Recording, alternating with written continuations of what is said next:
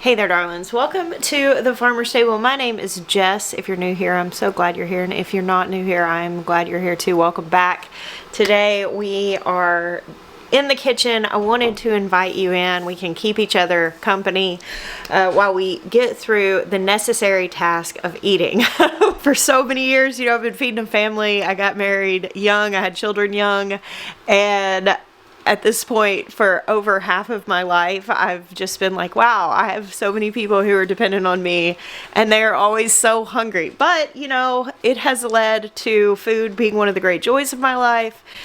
There are times that it's definitely like, oh man, I forgot I gotta make dinner. And here we are at dinner time. I have a few things going on. Let me catch you up as to what is presently happening in the kitchen. All right, so right here I have a jar of basil tea brewing. I got a rundown for the garden for one more thing, and so I'm gonna go ahead and grab some more basil and get a second jar brewing, just because as soon as I started it, everybody in the house was like, oh my goodness, it's basil tea again. This is our first time. And anytime it's the first time of the year, that's gonna get wiped out. It's not gonna be enough. That's just a cup of tea I have brewing. I've got some fish thawing out in the sink. That's not the best way to do it, but such is life. I got this from Butcher Box. It's just some salmon. Now over here, this is what I'm going to start with. I've got leeks I just grabbed out of the garden, and I want to start these sauteing. Here in the crock, I have sauerkraut that I just started. It's down in there. And, ooh, not break my crock. I'm actually going to grab, that's what I need to go get. I need to go grab a couple of purple cabbages because I want to go ahead and start purple sauerkraut at the same time. Here I am trying to gently warm this honey. Okay, that's good. That's usable. It crystallized, and if your honey crystallizes, you can just warm it up in warm water. The thing is, these plastic bottles, I didn't want to put it in real hot water because I don't want, plastic heating it up with something I'm trying to eat in it. But I do need to be able to get the honey out. So I've got it on like low, medium heat, lowish heat, and it worked on that one. Hopefully the honey bear will give up his goods. Water starting to boil. I'm gonna do some potatoes in this. I made friends with a really sweet neighbor, a couple, Julian and Mary. I don't think they know that I have YouTube. They're neighbors. They're in their 80s. They stopped by here. We had a great conversation, and they ended up bringing me back a package, a care package with some squash and stuff. And there are potatoes in here, which I did not ask. I didn't even see the potatoes when they first brought it. But I am guessing by the skins of these flaking off, these are homegrown potatoes. This is what I am putting in to oil. I'm gonna cut those, and I'm gonna attempt to make something that I saw it on a reel, and it was like a personal chef was making this dish, and there were no instructions, but I just got the idea. They called it melted leek potato salad. So they had made the potatoes, and then they sauteed, essentially caramelized these leeks and then mixed them together. I'm gonna wing it because I don't really know what else to do, but leeks and potatoes together, it's gonna be good. I typically do avoid running out to the garden when I have things on the heat because that has ended badly. That has literally cost me pans before. But I'm gonna take you with me to go get some groceries from the yard, and we're gonna stay on track, okay? And hopefully that's true. So this is a little bit of my farm. If you watch my other channel, you know that. In here I've got all the stuff that grew over winter that we've been harvesting through the spring, and I won't get distracted and tell you all about it. That's what my other channel is for. If you want to see my garden, you have to go to Roots of Refuge. And if you only know me from this channel, then you do not understand the restraint that I'm expressing right now, not telling you all about my garden, because it's pretty much my favorite thing to talk about. A lot of the stuff in here, the onions need to be harvested, stuff needs to be harvested, but that's what we're here for. We're here to harvest. And I'm gonna go down here because I forgot the water on this afternoon, so it's a little wet in there. Aha, I need some red cabbages for my sauerkraut. So I used to make a lot of harvest videos over on Roots of Refuge on my original channel. But the problem is that that's not actually what makes the most sense to like harvest everything at once. At least for me, maybe that works for some people, but realistically, I'm preserving my garden like a little at a time, and I do a lot better if I can come out, get what I know exactly what I need to do with, and it's like the next task in front of me. And of course, sometimes with plants, I mean, you just gotta harvest it when it's ready. But in the instance of things like cabbage, you actually have a little bit of a window that you can leave them, and they're just gonna grow a little bit more. There we go. Lovely little guy. I'm gonna go ahead and get one more because cabbage really shrinks down a lot when you're making kraut. But I was thinking about it, and since I stopped doing like the big harvest haul videos so much because, you know, I would end up being overwhelmed on the other side of it in the kitchen, I haven't done as much harvest on video because, you know, so often it's like, okay, I'm going and grabbing a few things while I'm in the middle of 14 different tasks inside. So I just don't grab the camera. But it occurred to me like, oh, I have this cooking channel. we can go harvest stuff. I can show them. Because harvesting is most assuredly one of the best parts of gardening. All right, now down to the other end of the garden. I have a lot of basil, and actually I pulled some volunteer plants out, which is what I made that jar of tea that's already going in the house, but I have some lemon basil right here, and I'm going to harvest this to make tea. Basil benefits from pruning, so by harvesting the tops off of these, it's going to make my plant bushier, and I get tea. Nice. All right, here's our goods. So I'm gonna prioritize dinner first. So I'm gonna start the leeks. And then I can start working on the things that don't need to be served to my hungry family. I mean, eventually my hungry family will eat all the things that I make in this kitchen, but you know, tonight. I'm gonna start by putting a cast iron pan over medium heat and melting a little bit of butter in it. And by a little bit, I mean at least a few tablespoons, because that is a little bit of butter to me. And then I'm going to get these leeks cleaned. And what that looks like is just shucking off the outer layers, cutting the ends off so I don't have any soil clinging, wash them off. So my honey did end up softening. Here you can see it warmed up nicely and returned to a liquid. I am gonna try to use that here this evening so that it doesn't just recrystallize. I had a big bucket of honey that had crystallized, and I heated it up and started a bunch of mead a few months ago. Now I've got a few jars that have started to turn, and they're still good. It's just that whenever they crystallize, when they're sitting there and the kids are using it for tea and stuff, they typically don't like that. So I usually try to make something out of it. I'm gonna probably bake some banana bread or something. Oh, I could do zucchini bread. That's a good idea. After I cook dinner, we have priorities. This is the second cup of tea I have made today that's been half cool by the time I got to it. Such is mom life, right? All right, leeks. I did not grow up eating leeks. I did not cook with leeks for a very long time, but when I started gardening, I wanted to grow everything, and so leeks made the cut, and I've cooked with them regularly since then, but only when I grow them. I don't think I've ever bought one at the store. Maybe they're similar. I know that most homegrown things, in my opinion, are significantly better. So with leeks, you're harvesting the entire plant. I cut the roots off of this, but this is the whole plant. And you use the white part and then the tender green part. And when it starts to get really fibrous, that's where you stop it. You can decide how far up you want to go. Sometimes when you get up a little bit higher, you can pull the outer layer off and the inner layer is still good.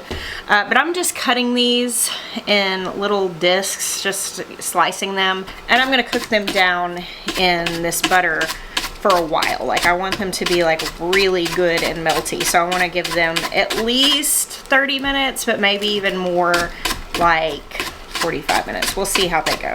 With the fact that these are fresh, I literally just harvested them an hour ago. They also may cook a little differently than if you are buying them from the store because you have different water content and stuff like that. So I'm gonna get all of these chopped and then get them over here in this pan.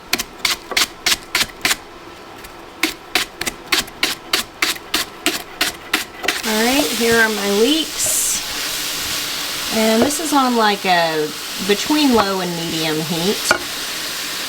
See, that was a little fibrous. I'll pull that out. Since I'm cooking them so long, I probably went a little bit higher up on the plant than I necessarily would have for other applications, and so some of the outer layers are a little tough. But now for the rest of the leek, this is not trash. I'm not doing it today, but what I'm gonna do is I'll just roll these up and stick them in a plastic bag and put them in my deep freezer. And sometime in the next couple weeks, whenever I'm like harvesting all those onions, when I'm harvesting, I've got a whole bunch of carrots that need to be harvested, and I'll be doing things with those. So for instance, if I like peel a bunch of carrots and take the tops off and can the carrots, I can use the peels and the tops of these leeks and, you know, whatever bits of onions or just the odds and ends of vegetables, and I'll make a vegetable stock with that.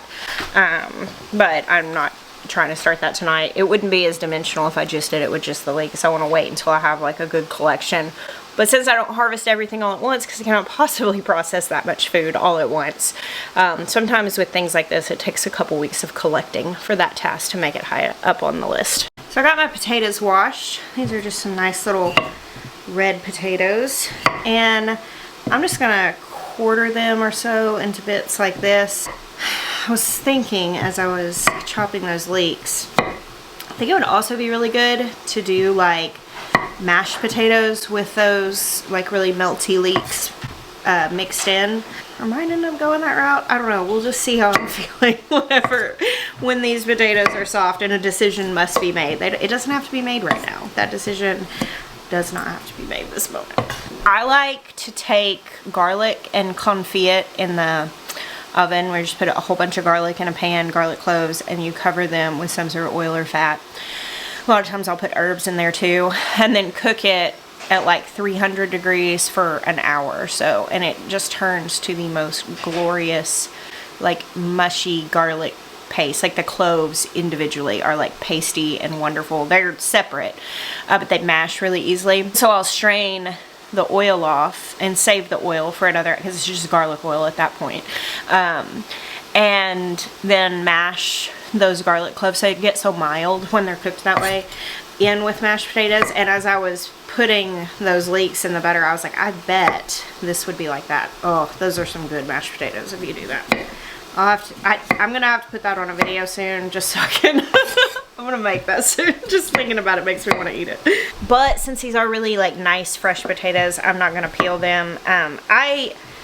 It goes either way. Sometimes if it's big potatoes, I will often peel them. Yeah, these are definitely homegrown. But a lot of times for smaller ones, especially if they have nice light skins like this that are really lightweight, I will just go ahead and mash the skins in for a rustic texture.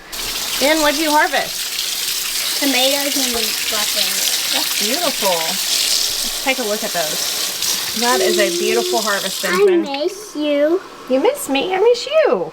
I'm glad I've been with you all day. Alright, got the water simmering for these. So for the basil tea, I've shown this in videos before, but you can use any kind of basil and make tea out of it. Actually, when I first started gardening, I was like, wow, there's so many kinds of basils, and I grew them all, and then I would go to like use them, which was, you know, just like cutting up some fresh basil for your spaghetti or, you know, something like that kind of dish, or I would dry it and use it later, and I could not tell a massive difference in the flavor of all the different basils. But then the first time I made tea out of them, I was like, whoa, because cinnamon basil tastes very like cinnamony. This is lemon basil, and you can really smell the citrus, but if you just eat one of the leaves, it's not as pronounced. If you steep it into tea, it's so strong. This with a little lemon juice added and some honey in it, which is what I'm going to use that honey for, is this. It tastes like lemon heads candy. It's so good. You can see this is a superficial process here. I didn't put quite as much in this jar, and I was noticing it was just looking a little bit pale, so I went for more leaves in this one. I just turn my kettle on and get it up to boiling and then pour it over here, put a lid on it and let it steep for like 25 minutes or so. If you let it go longer, it'll be fine. It'll just be a little stronger. I'm gonna let this one go longer because I think this could have used a little more basil in it. I just realized my kettle was not as full as it was. I had started it before I went out to get the basil, but somebody made tea. Put a little bit more oil in here, and they are starting to soften up nicely. Oh, that's delightful.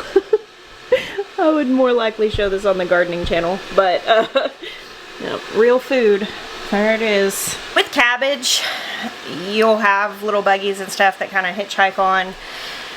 If it's something that has a lot of nooks and crannies, cabbage I don't worry about because you just peel the leaves back until it's clean. And at that point, you're good. As long as you don't have any holes that they could have like bypassed into a deeper level of the cabbage. If you peel it back and you don't see anything, by that point, everything's kind of so tight underneath it, you usually aren't going to find anything. But if you've got like a broccoli or a cauliflower or something like that, that has lots of nooks and crannies, and you are bringing your food in from your garden and you're concerned about bugs, put some, what I'll typically do is I'll put a couple tablespoons of salt in the bottom. This is like my go-to bowl for everything since it's so big. My kettle's always hot. My family, we're big tea drinkers, so somebody's always making the kettle hot, and if not, just heat it up. And I'll just pour a little bit of really hot water in with the salt so that it'll dissolve into that, and then fill the rest of the bowl up with cool water, and then soak whatever it is you're bringing in that, greens or anything like that, anything where you're concerned there might be creepy crawlies hiding. And that salt water will cause them to release. They'll float to the top, and then you can rinse it off and use it and feel confident in using it. I know with this being not the gardening channel, I know some people may still be a little freaked out about bringing food in that has bugs on it, but I'm of the mind that I want to eat organic food, and if the bugs don't want to eat it, then I don't know that I want to eat it either. So I'm not super upset about seeing that, but it does make me want to double check the cabbage. I was about to get distracted on that sauerkraut. Dinner first, then preserving. I have to like repeat these things to myself. Alright, I've got my salmon ready. Maya just turned the Blackstone on. We're going to cook this outside. If you were not making this much, you could cook this in just a cast iron pan on the stove. I do this regularly. I make salmon like this for lunch for myself pretty regularly. And I'm just going to give a good drizzle of olive oil all over, and my Blackstone is like very seasoned because we use it a lot, so I'm not that worried about like the skin side being oiled. But if you are doing this in a pan, you would want to make sure you have oil in the pan or oil on the skin. And I'm just gonna do like blackening seasoning, so we're going to start with some good salt. I need to refill some of my jars, they're getting kind of low. Smoked paprika. This very seasoned for blackened salmon. Little bit of cayenne, just a sprinkle. I do have some spicy adverse children, so I don't ever go very heavy on that. If anybody wants it more spicy, they can do it on the back end. I'm gonna use that scale for my sauerkraut. Garlic powder, onion powder.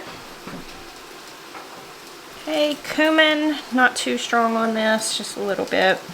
Black pepper, and some dried thyme. Now, something I do here, I did put oil on the top of this, but because I'm gonna go put this on the Blackstone and this is a lot of seasoning, a lot of times I'll spray it a little bit, and it just kind of helps that seasoning to adhere to the outside because it's, you know, moistened with that, and it keeps it from just falling off. Leeks are starting to get some really good color, as you can see here.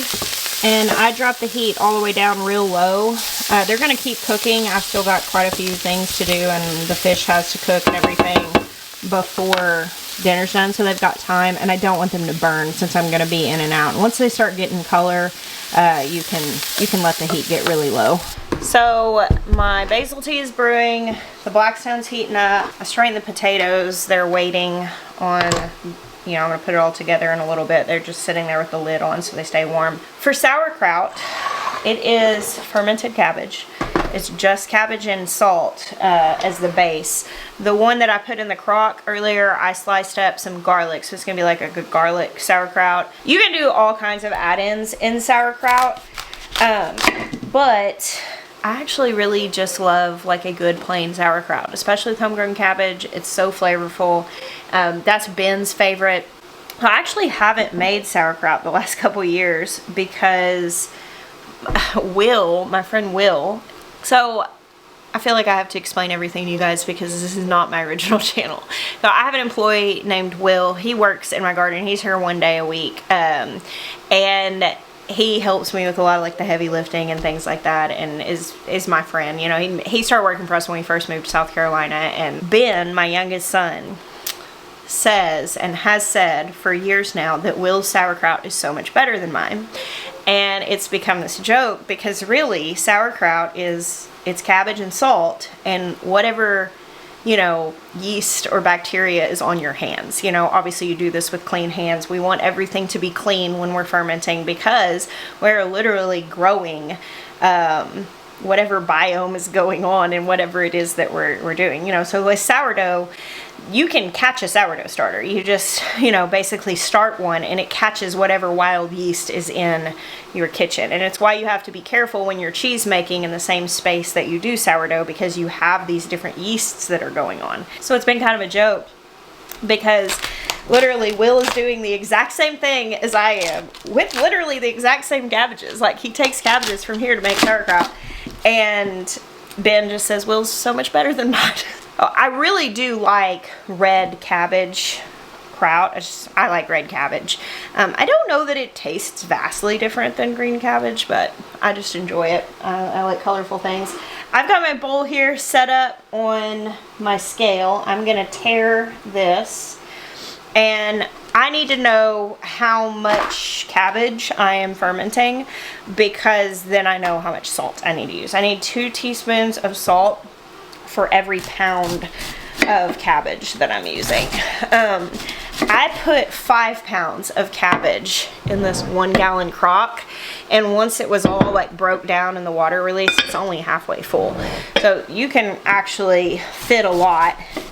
And I'm hoping with these 2 small cabbages to fit it all in a 1/2 gallon mason jar is my plan. I'm just slicing this so that I've got, you know, like thinnish pieces. I don't want any huge chunks. When I get kind of to the areas where there's a bit of the core that's in, I just pull that out. You could cut bigger chunks up really small if you want. I just want everything to ferment evenly. I brought in 3 like massive white cabbages a couple of nights ago, and my intention was I was just like, I'm gonna make sauerkraut out of all of it, and I cut the first 2 of the cabbages, and this bowl was heaping. This is a 42 cup bowl. It's a Tupperware bowl that I was walking through a farmer's market. There was a Tupperware lady set up. I like to use glass and stoneware and stuff in most places. I don't have a lot. I just a ton of plastic stuff in my kitchen. I do have some, but whenever I was walking and I saw this bowl, and I was like, that's my soulmate bowl. I have to go get that right now because a big lightweight bowl that I can carry outside. I also have, I don't know if you can see right up there, that is a monster of a bowl. It's hard to even wash that thing in my sink. I end up putting water everywhere. So that one I mostly use when I'm doing things outside. Anyway, that was a little squirrel hunt. The cabbage from the other day filled the first 2 heads. The last head is what's in this crock. That's 5 pounds of cabbage.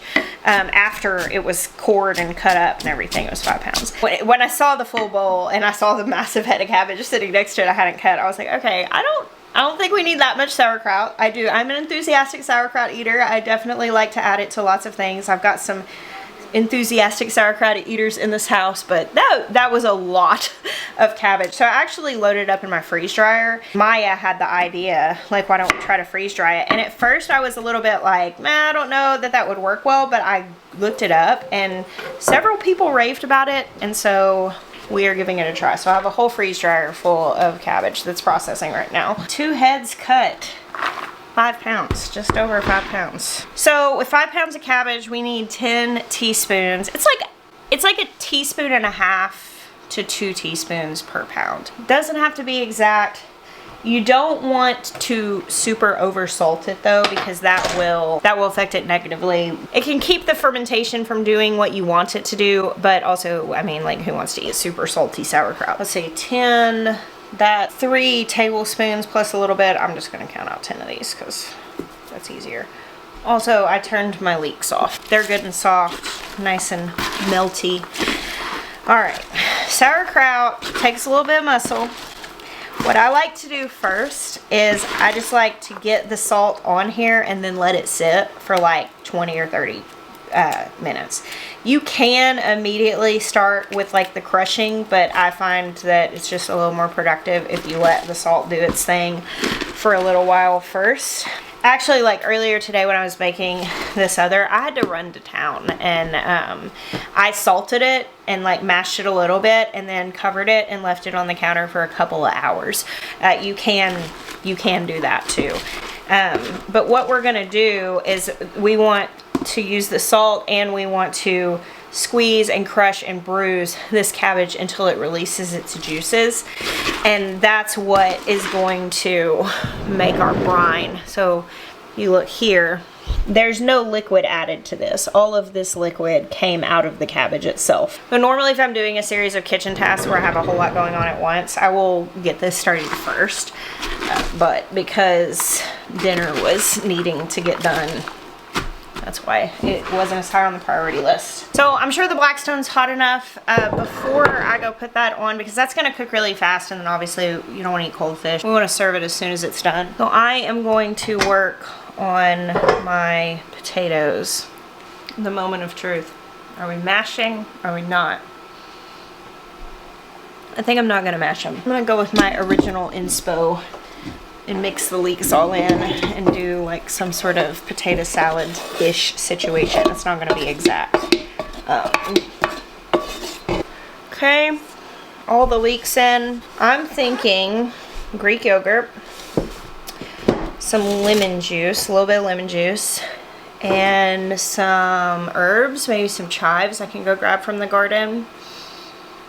All right, put a good mix of Greek yogurt in there, cup or so. Let's see how well that coats. That's nice. Okay, I got a lemon. We're gonna start by zesting this lemon.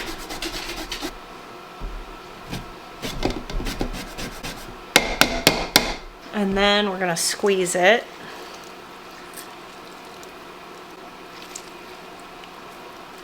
That one wasn't very seedy. We'll do some salt, pepper. It's not gonna win any awards for how pretty it is, I'll tell you that, but some of the best tasting things, that's the case. All right, now let's taste it and see if there's anything else it needs. See that? Got leeks dropping everywhere. Well, happy dance. That means it's good. I think the chives will brighten it up. I think it needs just a touch of cream. Alright. I know that's kind of leaning away from the potato salad thing, but we gotta give it what it wants.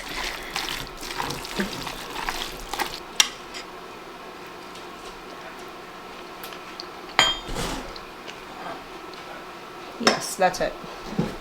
Okay, the fish is done.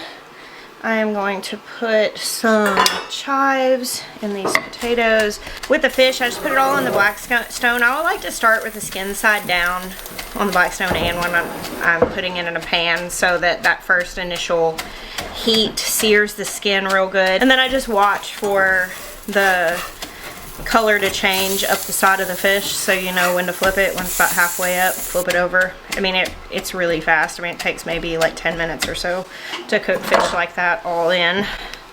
Chives, I went and grabbed these out of my herb garden up here right by the house. Just grabbed a handful of them.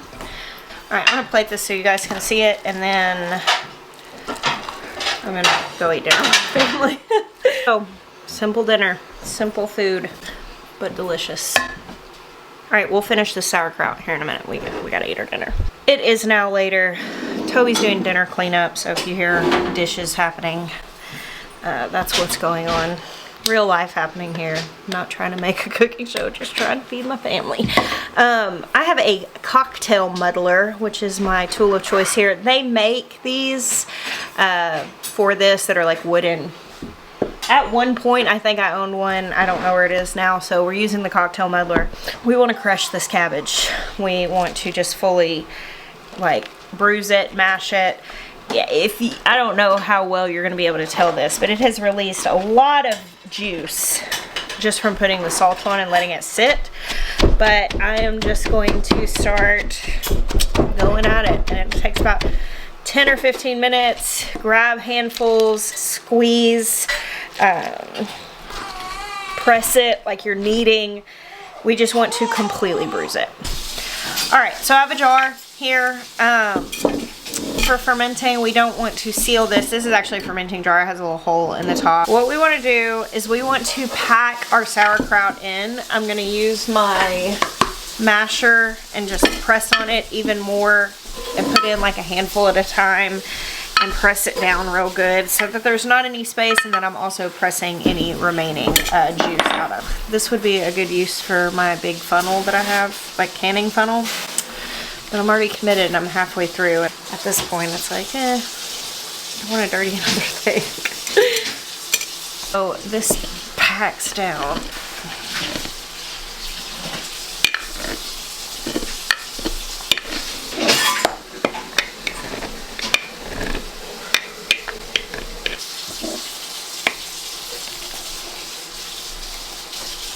Purple cabbage is way prettier to work with after doing that white this morning.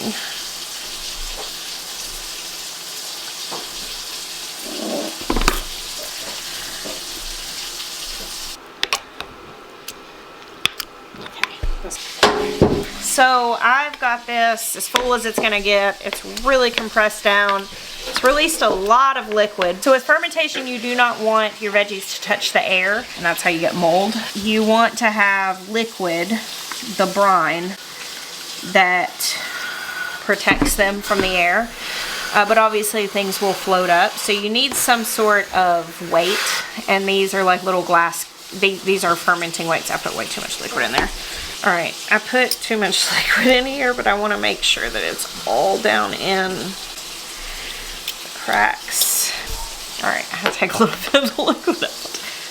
And I should have taken more. All right, so there's my extremely full jar with the weight in. Look how pretty that brine is. It's such a pretty purple.